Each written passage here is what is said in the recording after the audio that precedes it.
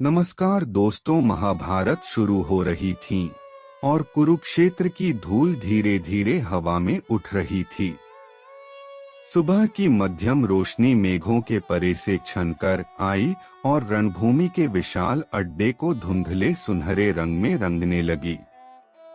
दूर दूर तक पताका लहरा रहे थे। घोड़े अश्वारोहियों के कदमों की थिरकन जैसे किसी घनघोर गीत की परिलहरी हो। पर उस विशाल कर्णधार दृश्य के बीच अर्जुन का रथ थम चुका था, जैसे समय ने उसकी सांसें रोक दी हों। हाथों में धनुष रहता हुआ भी किसी ध्वनि ने उसे बंद कर दिया हो। दोस्तों, अगर आपने हमारे चैनल को सब्सक्राइब नहीं किया है तो सब्सक्राइब करें और लाइक करें। उसकी आंखों में न केवल भय था, वहां गहरा संदेह, करुणा और अस्तित्व का प्रश्न जगा हुआ था। सामने वही लोग खड़े थे जिनसे उसका सारा जीवन जुड़ा था। गुरुओं का सम्मान, मित्रों की मुस्कान, रिश्तों की गर्मी, और अब वे सब उसके खिलाफ पंक्तिबद्ध थे। अर्जुन ने अपने हाथों को झुकाकर देखा और महसूस किया कि यहीं उसके हृदय की पटरियां टूट रही हैं। उसकी भाषा चिल्ला उठी, हे कृष्ण, ये मेरे लिए असंभव है। कृष्ण ने अर्जुन की आंखों में वह सब देखा जो शब्द बयां नहीं कर पाते, द्वंद्व की वे तहें जिनके बीच व्यक्ति खुद को खो देता है। वे चुप रहे, पर उनकी चुप्पी में एक व्यापक समझ थी। वे रथ के किनारे खड़े हुए और जैसे ही अर्जुन ने अपना गर्दन झुकाई, कृष्ण ने सहजता से उसकी ओर हाथ बढ़ाया। उनका स्पर्श न तो निर्देश था न फटकार, वह एक मित्र का सहारा भी था और एक गुरु की स्थिरता भी। अर्जुन की हसरतें, उसकी संदेहपूर्ण पुकारें, उसकी करुणा, सब कृष्ण के शब्दों में पनपी समझ से मिलकर ज्ञान बन गईं। दोस्तों, अगर आपने हमारे चैनल को सब्सक्राइब नहीं किया है तो सब्सक्राइब करें और लाइक करें। अर्जुन, कृष्ण बोले, तू बंदिस्त आंखों से संसार को नापता है। जो तेरे सामने है वह रूप है। उस रूप के भीतर जो आत्मा है वह अमर है। शरीर का विनाश आत्मा का विनाश नहीं। तुलसी की पत्ती की तरह रूप बदलते हैं, पर सार वही रहता है। तब अर्जुन ने पूछा, यदि वही सत्य है तो क्या फिर मुझे अपने प्रियजनों के सामने खड़े होकर उन्हें खत्म करना चाहिए? क्या यही धर्म है? कृष्ण ने उसकी आंखों में अविचल दृष्टि डालकर कहा, धर्म वह है जो तेरे स्वभाव से उपजी हुई आवाज बोलती है। हर पुरुष का स्वधर्म अलग है। तू युद्ध के कर्तव्य से विमुख होकर क्या न्याय की स्थापना करेगा? कभी कभी कर्तव्य का अर्थ केवल मारना नहीं, वह सत्य की रक्षा है जो जीवन सहित सबका आधार है। दोस्तों, अगर आपने हमारे चैनल को सब्सक्राइब नहीं किया है तो सब्सक्राइब करें और लाइक करें। कृष्ण ने अर्जुन को कर्म का रहस्य बताया। कर्म करना अनिवार्य है, पर कर्म के फल से बंधना मोक्ष का विरोधी है। उन्होंने सरल कथा सुनाई, एक किसान की जो दिन रात खेत में लगा रहा, वर्षा का इंतजार किए बिना अपने कर्तव्य को पूरा करता रहा। जब ऋतु आई, फसल हुई तो उसकी आत्मा सुखी थी। जब वर्षा नहीं हुई तब भी उसकी चेतना अडिग रही। अर्जुन ने सोचा कि यही निष्काम कर्म है, कर्म करते हुए फल की चाह न रखना। धीरे धीरे कृष्ण ने जीवन और मृत्यु, आत्मा और रूप के बीच की परतों को खोलना शुरू किया।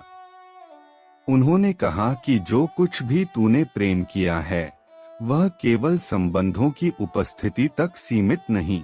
प्यार एक असीम धारा है जो रूपों में प्रवाहित होती रहती है। यदि तू केवल रूपों को मिटाते देखकर करुणा में बह गया तो तू वास्तविकता के उस पार नहीं पहुंच पाएगा जहां उद्देश्य, धर्म और परिपूर्णता का ज्ञान है। अर्जुन की आंखों में धीरे धीरे प्रश्नों का भार घुलने लगा। उसके मन में उपदेश एक एक करके उतर रहे थे, पर अभी तक कुछ ठोस नहीं बन पाया था। दोस्तों, अगर आपने हमारे चैनल को सब्सक्राइब नहीं किया है तो सब्सक्राइब करें और लाइक करें। कृष्ण ने तब अर्जुन को दिखाया कि सच्चा शौर्य केवल बाह्य युद्ध में नहीं, आंतरिक द्वेष, अहंकार और मोह से भी लड़ने में है। उन्होंने कहा, तू लड़ते हुए उसकी रक्षा कर रहा है जिसे तू सत्य मानता है।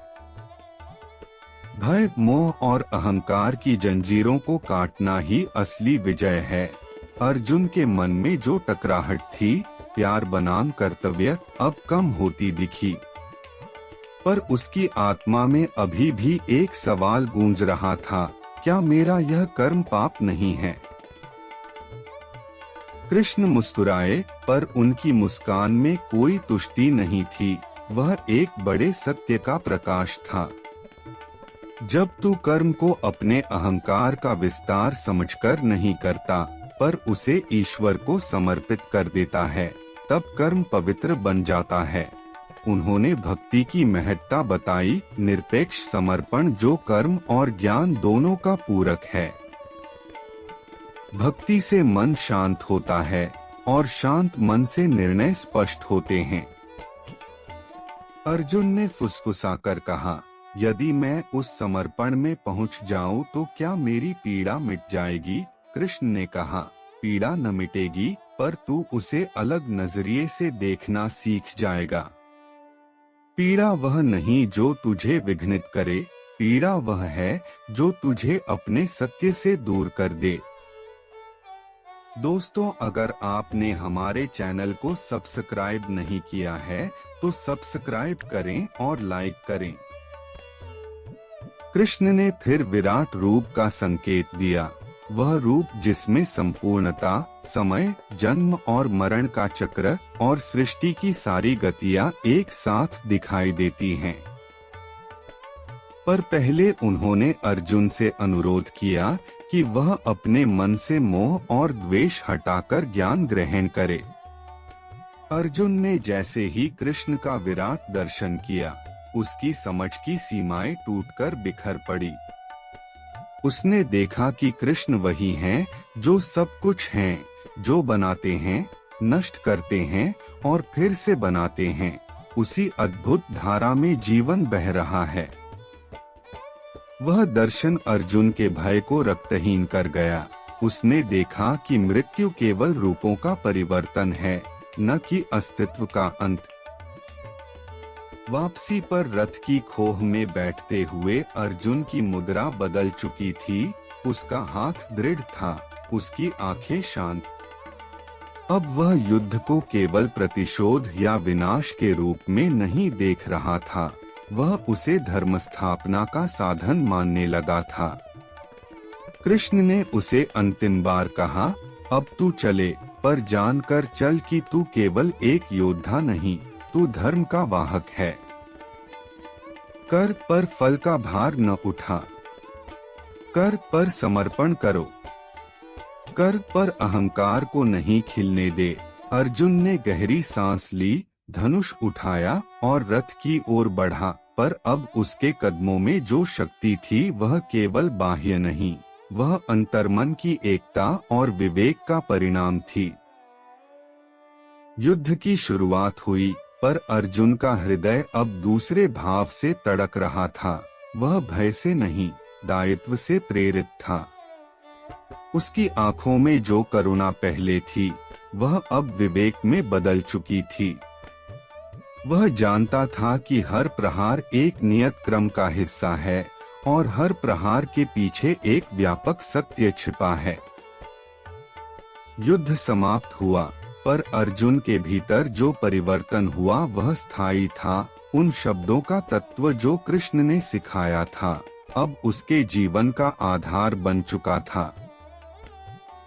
इस तरह गीता का संदेश केवल एक पाठ नहीं रह गया, वह अर्जुन की चेतना में बस गया। कर्म, ज्ञान और भक्ति का अद्भुत समन्वय। अर्जुन ने सीखा कि जीवन में वास्तविक शांति उस वक्त आती है जब कार्य और समर्पण, उद्देश्य और निष्काम भाव एक साथ मिल जाते हैं। कृष्ण की वाणी ने उसे दिखाया कि हर संकट में भी एक अवसर होता है, आत्मा का जागरण, और वही जागरण है सच्ची विजय। दोस्तों, अगर आपने हमारे चैनल को सब्सक्राइब नहीं किया है तो सब्सक्राइब करें और लाइक करें। कहानी यही नहीं रुकती, वे शब्द जो उस मैदान में बोले गए, समय की दीवारों को चीरते हुए आज भी प्रतिध्वनित होते हैं।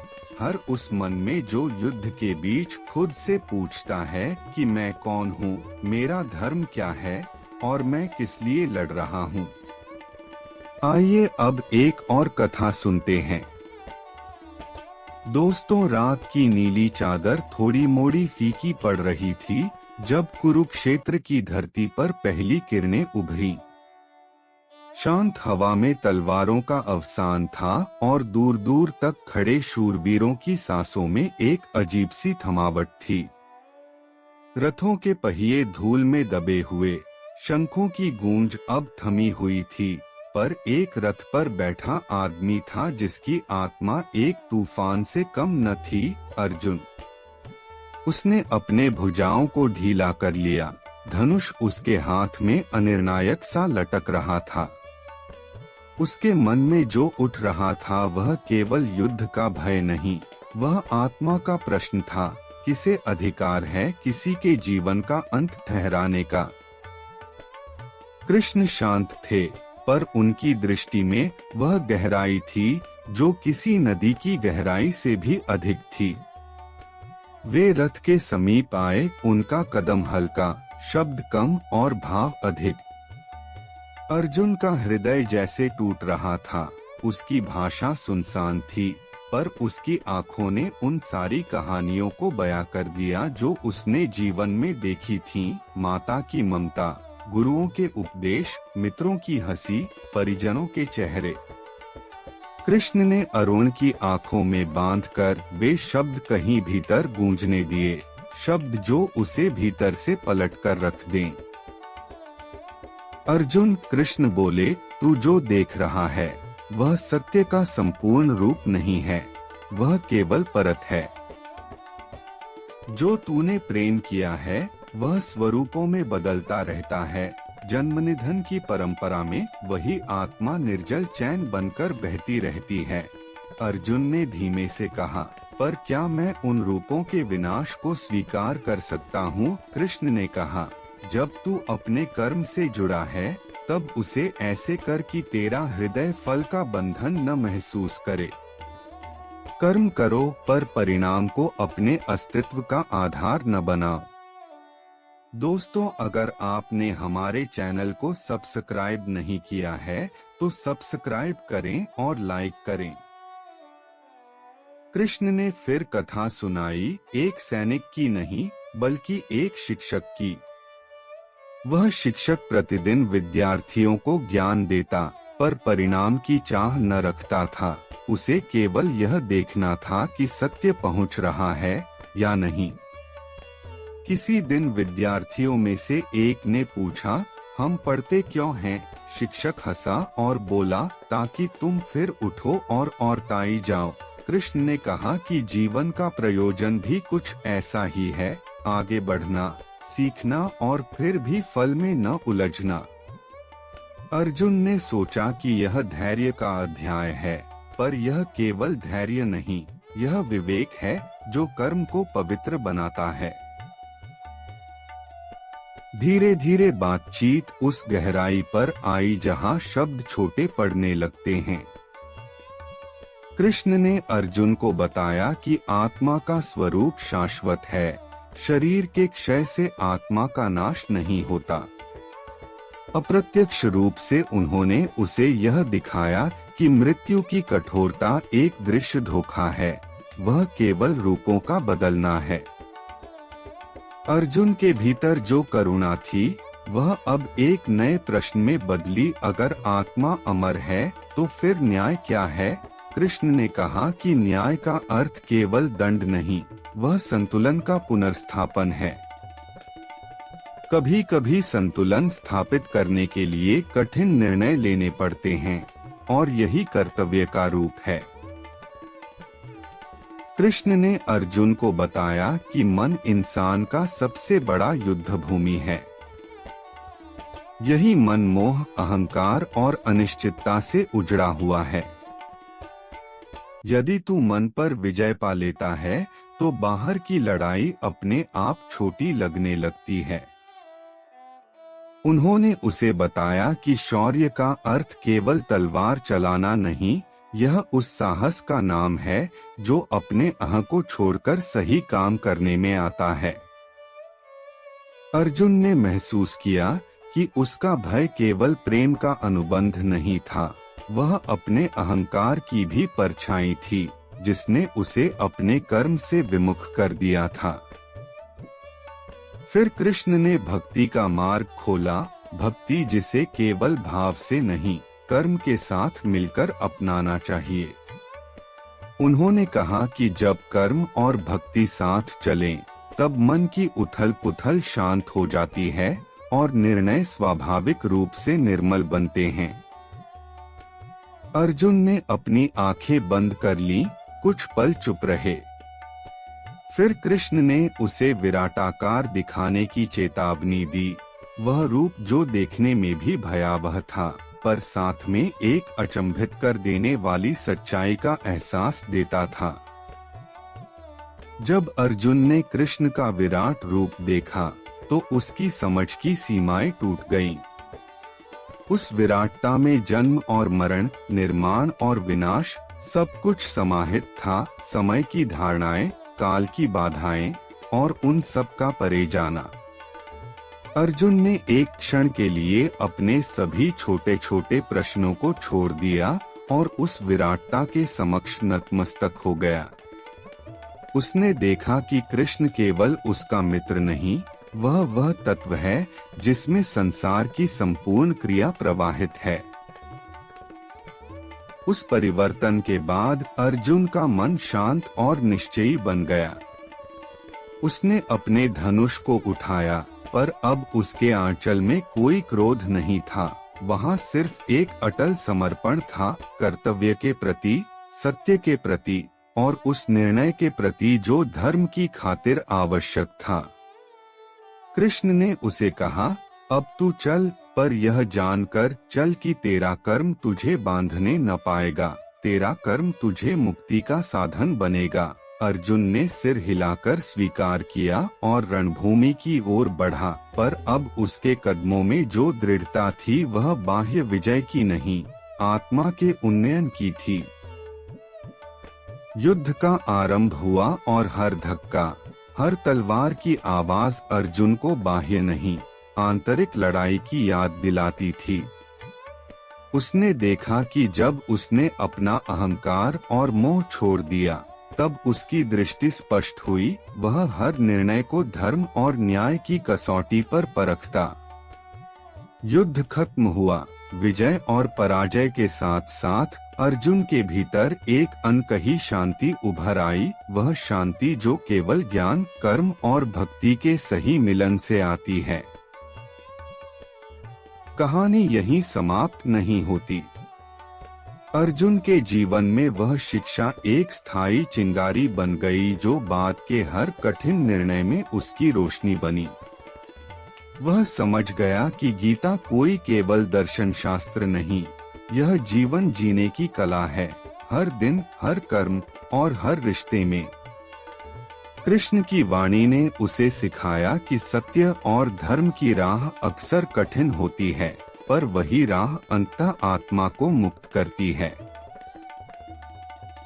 यह कथा उन सब के लिए है जो किसी भी रणभूमि का सामना करते हैं, आंतरिक या बाह्य। जब भी निर्णय का समय आता है और मन भय से भरता है, तब गीता की वह वाणी हमारे भीतर गूंजती है, कर पर फल का बंधन छोड़ दे, जान पर प्रेम में डूबकर भी विवेक को न भूल, लड़े पर अहंकार से मुक्त होकर। अगर आपने पूरा एपिसोड सुना हो तो कृपया चैनल को सब्सक्राइब करें। इस एपिसोड को लाइक और शेयर करें ताकि यह संदेश औरों तक पहुंचे। धन्यवाद।